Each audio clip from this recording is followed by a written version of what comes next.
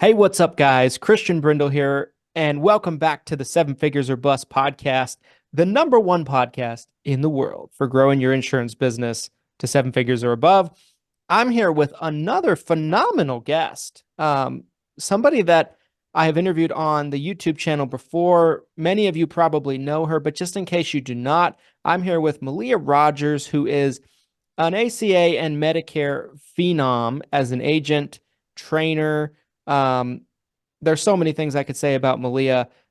Super excited to have her back on the show. Every time we invite her to do anything, she always over exceeds my expectations personally. We had her speak at the summit last year. She was spectacular on stage. We've done some videos with her in the past, and they've always been terrific. So, first off, Malia, thank you for being here. How are you doing today? I am doing awesome. Thank you for having me back on the show. I always have so much fun when we chat. So thank you for inviting me again. Well, the pleasure's all mine, and I appreciate you taking the time and sharing your insight and knowledge as always. I want to start at the beginning of your story, right? I want to kind of go back to the beginning and talk about kind of how you got started in the insurance industry, right? Because I've always said that it seems like nobody grows up wanting to be in insurance, right? Like it's never the sexy, it's never the police officer or the fireman or the astronaut when you're a kid. No kid's like, I want to be an insurance agent. They'd probably be bullied or something. Um, and so most of us, when we find it, it's almost like by happenstance. But I wanted to kind of hear, just kind of your introduction, how you got into the business. What does that introduction and intro look like for Malia? Yes. Thank you for asking about that. So, I just want to start by saying that when I was growing up, I was extremely, extremely shy. Like, afraid to talk to strangers, actually. And Really? I was super quiet. If you ask some of my classmates from high school, they never in a million years would ever think that I would be talking to strangers or even speaking on stage. So even Yeah.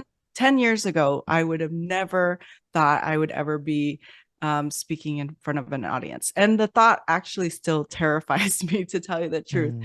Mm. But anyway, I believe fully 100% that it was a God thing that I got into this. So let me kind of share the story with you so you can um, get the full picture. Yeah, please. And so what about 10, 15 years ago, I was in the mortgage industry, and believe it or not, I was a top producer in that area. And one day or one time, they asked me to take a month off and train a group of new hirees. And so when I did that, I met this lady named Jacqueline Lang, and we became friends, and she ended up going into the insurance industry. So Mm. fast forward a few years later, I'm no longer in the mortgage industry, and she calls me out of the blue and she says, "Malia, I've spent the last 8 years building this insurance business, and I've got some other things that need my attention. And so I keep praying about what I should do with my business, and your name keeps popping up every single time I prayed about it." And so she said, "Hey, if I teach you about the business, you could build your own business, and you could just help me take care of my book." And so that's how I got into the business. At first, I actually said no to her. My husband and I were teaching concealed carry classes at the time, and we Mm. were doing pretty well. But she said, pray about it and talk to Chris about it. And then later on, I thought, you know what? The gun business is not residual income. When I came into the business, I had no idea what it would entail or the amount of money. The sky is really the limit when it comes to this industry. So I feel really blessed being in this industry. Yeah. Yeah. Okay. So you get started, right? You kind of go back and forth. You're thinking about, you know, whether this is the best direction for you or not, but you ultimately end up getting started, you start going in it. How does that first year go in the business? Yeah, so funny thing, my kids were babies at that time. And Mm, so when I started, I was only working part-time and basically only making phone calls during nap time. And so um, at that time, I actually had my office at the foot of my bed. We were in this little house, and I would make calls. And then if the baby starts waking up and crying, I would have to run into the bathroom and continue the phone call that way. And I remember one time a lady said, "Are you running a daycare out of there?" Because she heard my baby crying. And then I said, "Well, actually, no, it's my baby. I work from home." And then she said, "Oh, okay, cool." So back then, it wasn't as popular to work from home, but I was so grateful to have an opportunity to work, a good, decent job and work around the schedule of my babies. Eventually, I ended up hiring someone to come watch the kids while I took phone calls, and then it just blew up from there. got it. Got it. Okay. Um, there's 16 questions that I have, but I'm trying to pick which one's best. Um, One thing I've always, admired so much about you, but also, others like you that get started in the business and you have young children, right? Is like the challenge of finding the balance, right? Of being a mom to babies pretty much at that point, young children, but also giving your business the time and the attention to grow. How did you find that balance? Was there any tips that you learned, any hacks that you're like, okay, this is how I can balance my time. This is how I can manage this. Yeah, so that's a good question. I really believe in time blocking.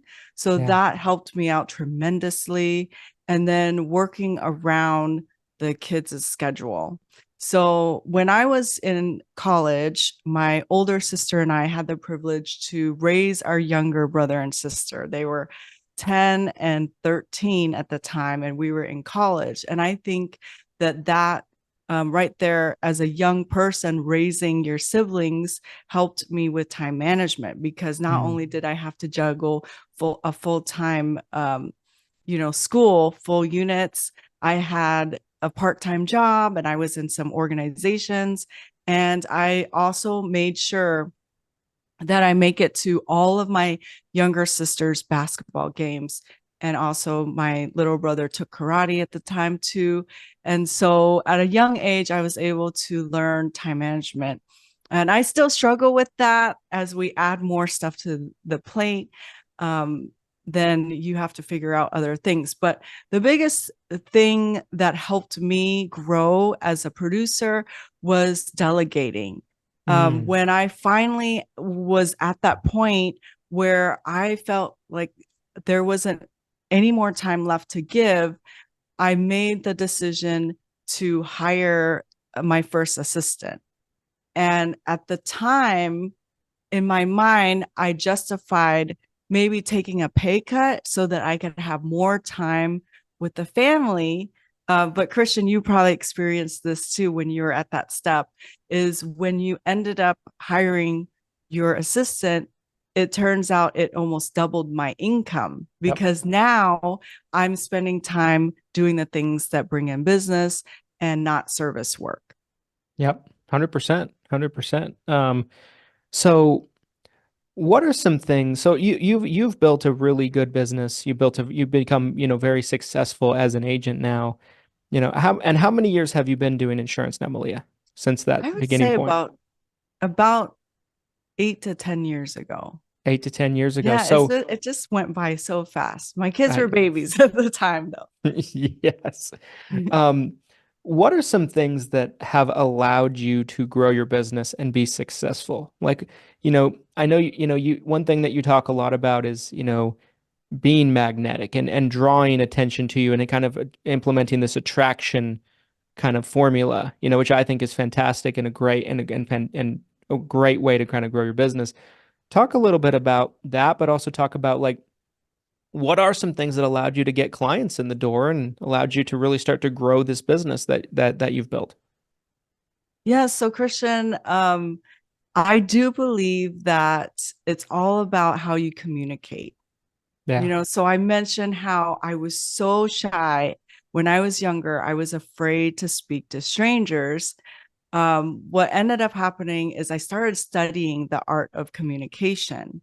And I do have referral partners from all over the US, and most of them I've never met before.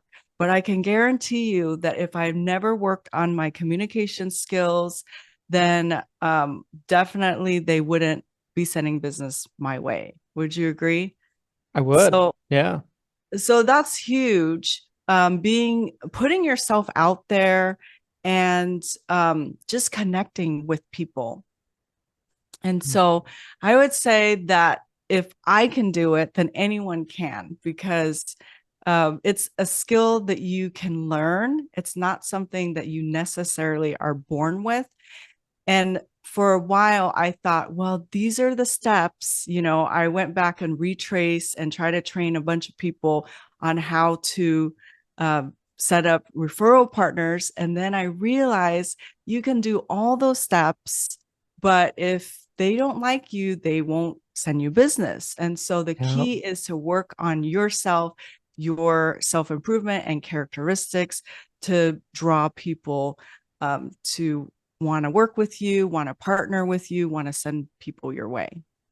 Yeah. Yeah, absolutely. It's that old saying, right? It's not about what you say, it's how you say it. It's, how you carry yourself, how you present yourself, right, to others. And that ability to come across as genuine and likable, I think is so vital.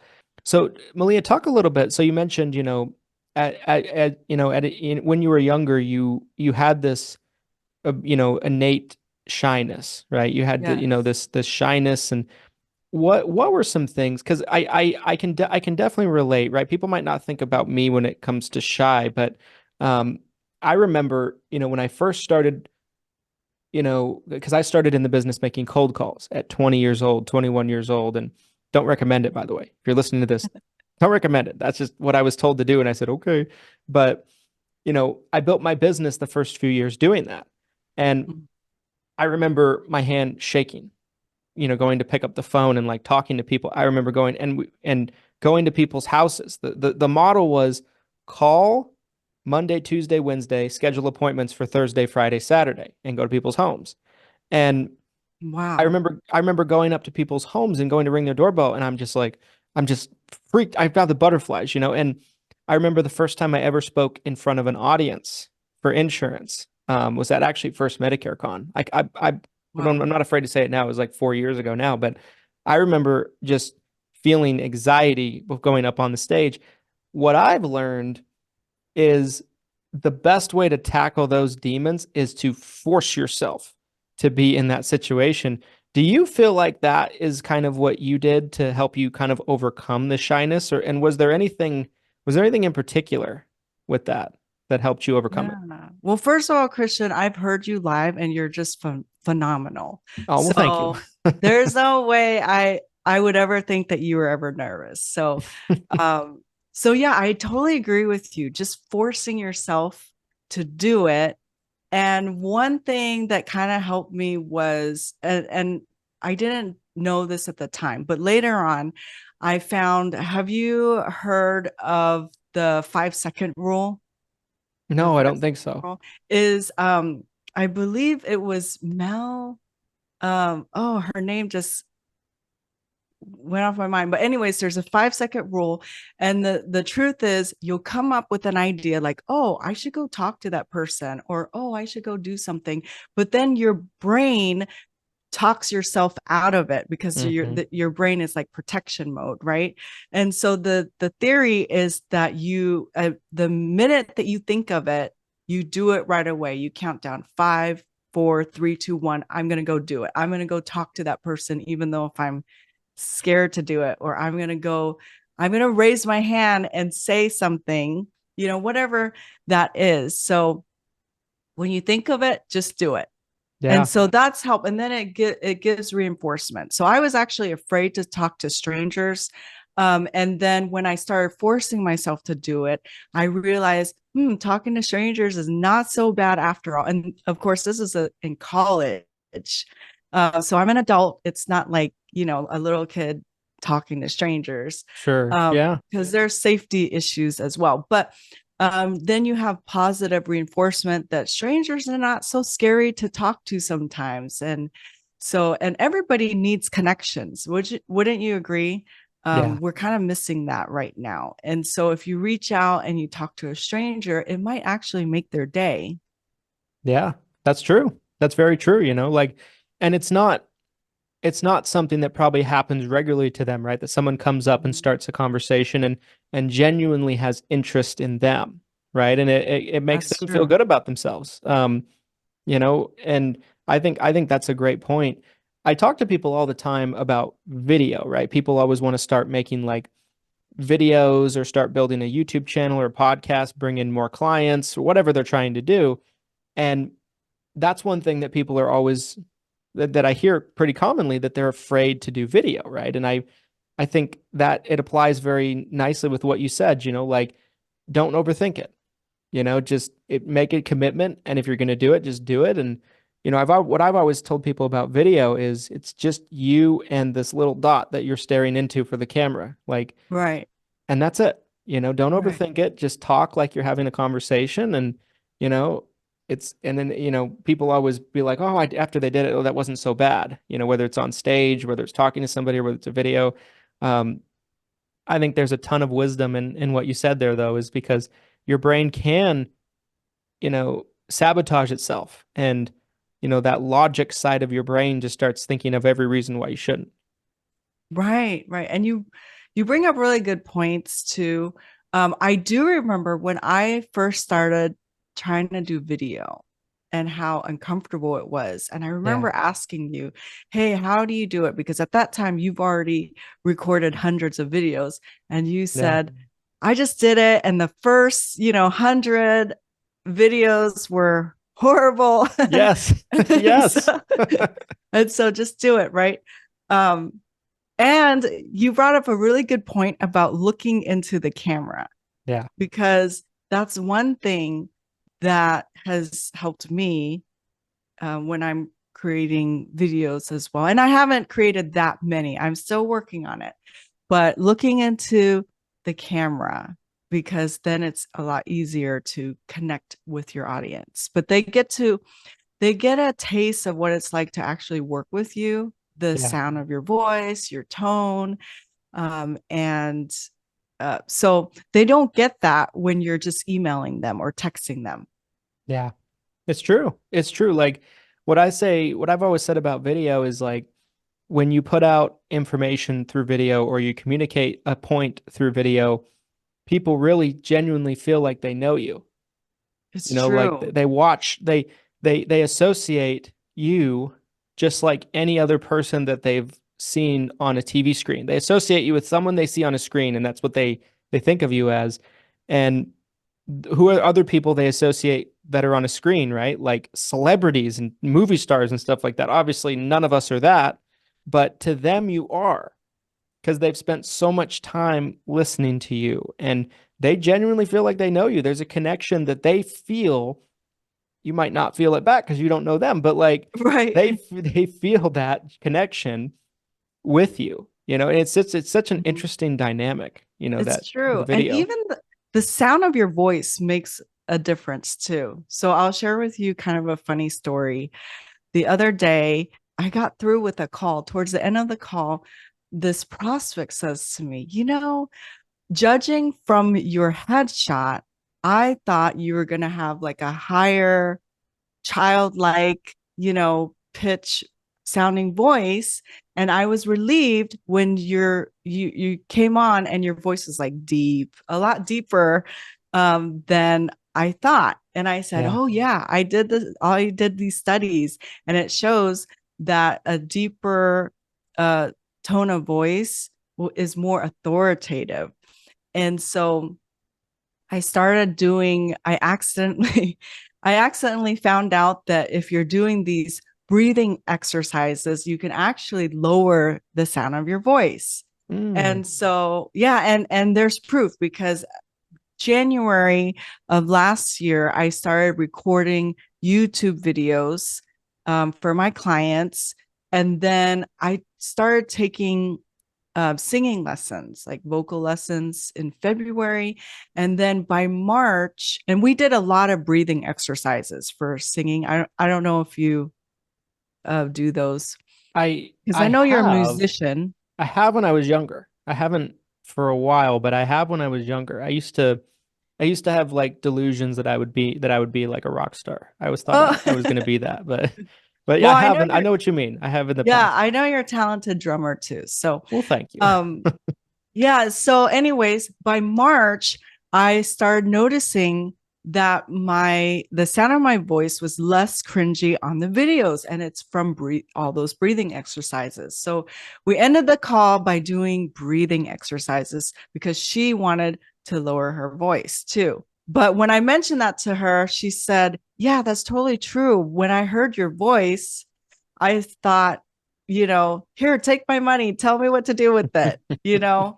And she was telling me how one time she was on this dating website and she started to get to know this guy, and she thought she was falling for him, and she just was really excited to meet him. And when she finally met him, the sound of his voice just ruined it for her. Yes. So the sound of your voice does matter, but you can also change that if you don't like the sound of your voice.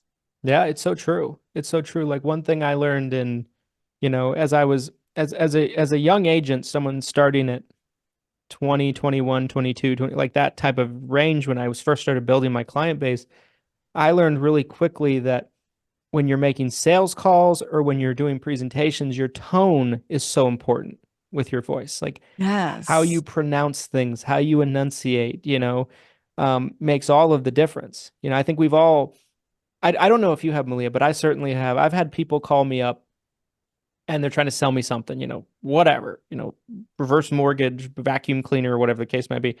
And I'll have people call me up, and there's been moments where especially early on in my career, was I was super invested in learning the art form of sales, that I'm like, I'm listening to how they're talking to me. I'm just, I'm curious how they're going to do it.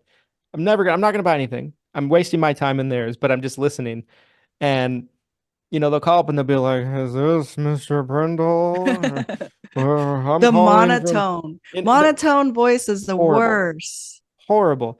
And, even if I had thought I'm not going to buy whatever they're buying, maybe I would have. You don't know. Like if you had if there wasn't such an approach, but I guarantee it could be gold bars for free, and all I have to do is say yes. I probably wouldn't have done it because of the monotone voice. Right. It's everything. And not only that, but you can say the same sentence, but if you say it in a upwards inflection or a lower inflection, it totally means something different. Yeah. And so that's why it's really easy for people to misinterpret things that you text or email. This video is sponsored by none other than Lead Heroes, you guys. Lead Heroes is going to be your one-stop shop when it comes to your Medicare and final expense needs. People ask me all the time, Christian, what type of lead is going to be the best quality for me to work? And I don't really quite know if the answer is going to be a digital marketing lead, a direct mail lead, or a telemarketed lead, but I can say that a telemarketed lead is going to be up there with the best of them in terms of quality. A telemarketed lead has unique quality to it because there's a live person that actually speaks to the prospective customer and gets their verbal consent that they're interested and willing to speak with a licensed agent just like you. Whether it be a pre-scheduled Medicare appointment with a scope of appointment captured and then scheduled on your calendar 48 hours out, or whether it be a custom calling campaign where you call the shots, where your scripts are used, where it's the areas of your choosing, when it's the times of the day that you're choosing. Custom calling is where you pay by the hour, and essentially it's a custom campaign built to your liking. Lead Heroes has got you covered for all of these unique type of marketing needs for agents. There's a link down in the description of this video about Lead Heroes. You can learn more about these incredibly unique lead generation services And I think you'll want to check it out today so you can continue to grow and explode your business. Yeah, because they're putting tone on it. They're like picturing what you mean, or like, there's so many different ways you could say something and it could mean 15 different things. Right. So a couple years back, my husband got a really nasty email and he was kind of upset about it. So I said, well, what did she say? So he hands me the phone and he says, look at what she said in this email. So I read it in like this really kind, sweet tone voice. And he says, you know what? That doesn't sound as bad as I thought. Yeah. Yeah. I think we've all been guilty of that one time or another. Um, Yes. so Malia, I was kind of curious, right? So you started with the Medicare game, right? Yes. When did you start incorporating ACA into your business as well? Because I know that you do both, and I know you're very proficient at ACA. When did you start incorporating that in? And was it primarily built with a referral model as well, like Medicare was for you? Yeah, so I love Medicare. It's probably my favorite. And then about 2 years in, well, I what happened was people, and you probably experienced this too, um, is you'll help a client with Medicare and they'll say, thank you so much for helping me. But you know who really needs help is my daughter or my Hmm. son. Yeah. And there's no one at the time, there was really hardly anyone writing under 65 individual health. And so I started trying to refer that out. And I was having a really hard time finding someone reliable that would call clients back. So I thought, you know what? If if I can't find anyone to do it, then I need to just roll up my sleeves and jump in and dive. So that's when I started, like probably 2 years in after doing Medicare is when I started offering under 65. Got it. And yeah, and so I still don't think there's enough agents that write under 65. You could find people all day long selling Medicare, but it's hard to find a good under 65 agent. Yeah. Yeah, I think that makes a lot of sense. And Mhm. um, what is the key, do you think, and let's say there's a Medicare agent that's watching this, and they've never Mhm. done ACA, and they're just like, oh, ACA, that was me too, by the way. Like, well, Yeah. I fought us offering ACA as an agency for years. Like we referred it out, and it got to the Mhm. point where I was like, this is just getting ridiculous, you know? Right. What do you like? So let's say there's some Medicare agent watching and they're on the fence of like, should I add ACA? Should I not add ACA? What would you say is the keys to adding it as a Medicare agent? Like, is there anything in particular that you feel like a Medicare agent in particular that's programmed that knows Medicare needs to know? Any key differences, anything like that? Yeah, so I really think that the main hesitation is two things. Number one, they think it's complicated. Hmm. Um, and under 65 is actually less complicated than Medicare. So if you can learn Medicare, you can learn under 65. The other thing is there's this misconception that there's no money to be made. It's not worth, getting into. But the truth is that you can actually grow your residual income quicker selling under 65, especially if you learn to package the coverage for Yeah. the client. Then you can actually grow it quicker than if you're trying to grow Medicare business. So I believe you need both. So under 65 helps you grow really quick. And then Medicare is stable income, residual income, because Medicare clients don't really like to make changes, or they tend to be more loyal, right? Hmm. So that's the two main things. And then I also believe that it does get your foot in the door with more referral partners, because if there's not as many people selling under 65, then it's more likely that when someone like a financial advisor or a PNC agent meets you, the likelihood that they haven't met somebody that can help their clients with that. Yeah, I think that's a So great point. That's a great yeah, point. I mean, less agents means less options, right? Of who right. they can refer it to. Um, I think I think it's such an interesting thing. I think there's all these things you hear about ACA, right? It's more complicated, it's a pain. And don't get me wrong, there's cases you can run into that really kind of Oh, get into yes. the weeds, but it's not the Right. norm, is what I've learned, since we've gotten into it. It's like the Mhm. average ACA case is 15, 20 minutes usually. And the app is very Right. simple. Um, the subsidies are calculated for you. Like I think it's such a there's less regulation, right? There's regulation, but there's Yes. less regulation. Yes. Um, there's so many good things about kind of writing ACA. You have help on demand. I don't think it's maybe what it was 2 or 3 years ago, but you still have Mhm. programs like that can refer business to agents. You know, um, Yes. yeah, there's still it's amazing to me. It's still such a quite a big opportunity for people. Right. Yes. And for some reason, a lot of people don't want to touch it with a 10-foot pole. Yes, still. Um, so one thing I've always looked at with you, Malia, is like, you know, and to hear that about kind of early on, how how you were relatively shy. It's Mhm. amazing to me that all the work you've done in terms of like, almost like transforming yourself into this, charismatic person that you are today. Um, what are some tips you'd give to somebody that's just starting out? Like if they're starting out from scratch, right? Because you got into the business 8 to 10 years ago. I got Mhm. in about the same time, probably 10, 11 years ago. And Mhm. when we got started, it was a lot different than it is now. There's a lot more systems, there's more technology. On the Medicare side, there's more competition, there's more regulation. What are some Mhm. what are some tips you'd give an agent that was starting out today? What do they need to know?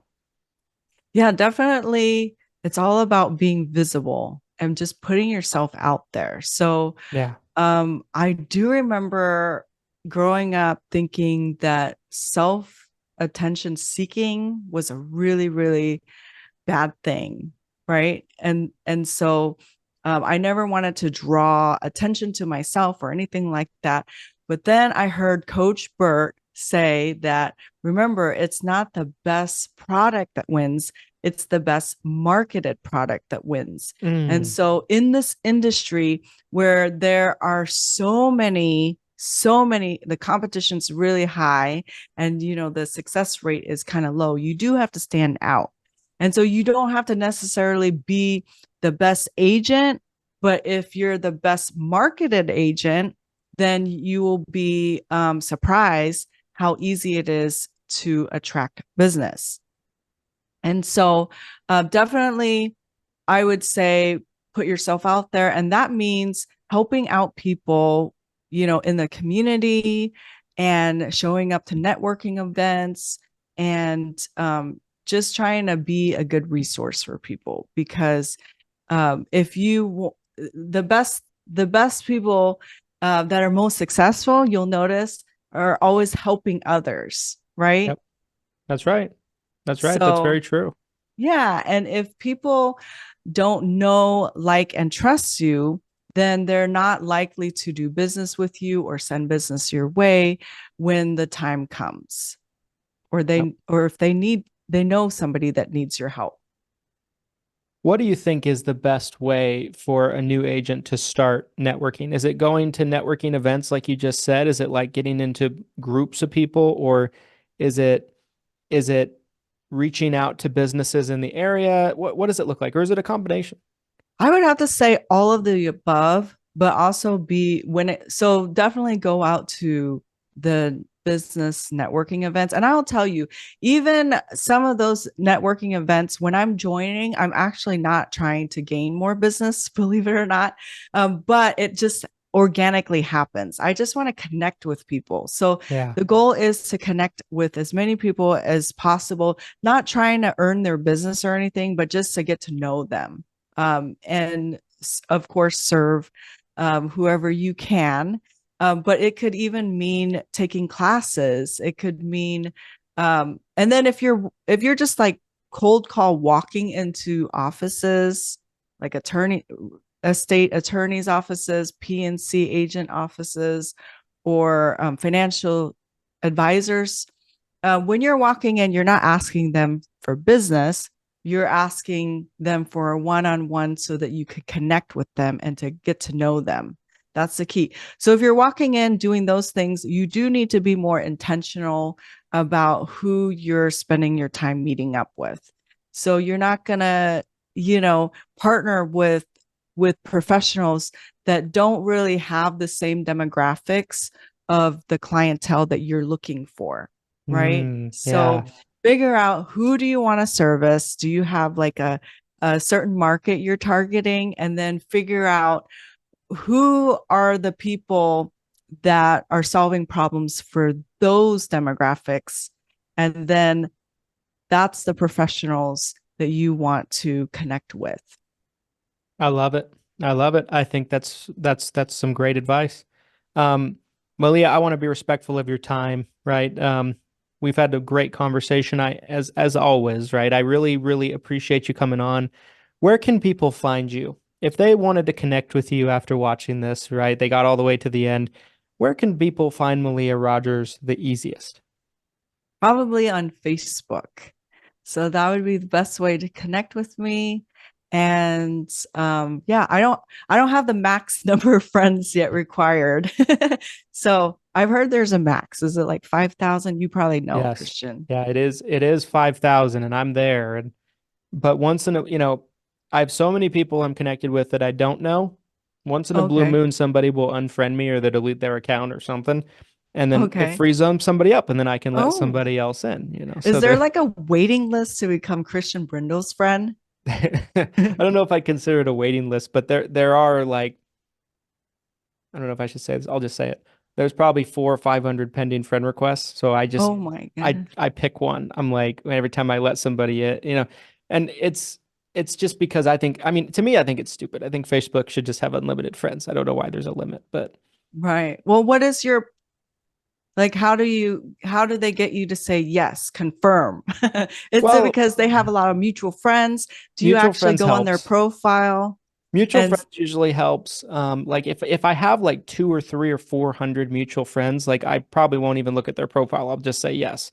Sometimes it's somebody that I know, like there's been situations recently where like there's been, since our merger with Lead Heroes, there's been employees that I know that work for me now with Lead Heroes that are friending me. And I'm like, oh, I should probably friend this person, because they work for us. And yeah, congratulations, by the way. That is so awesome. Well, thank you. Yeah, big change, huge change.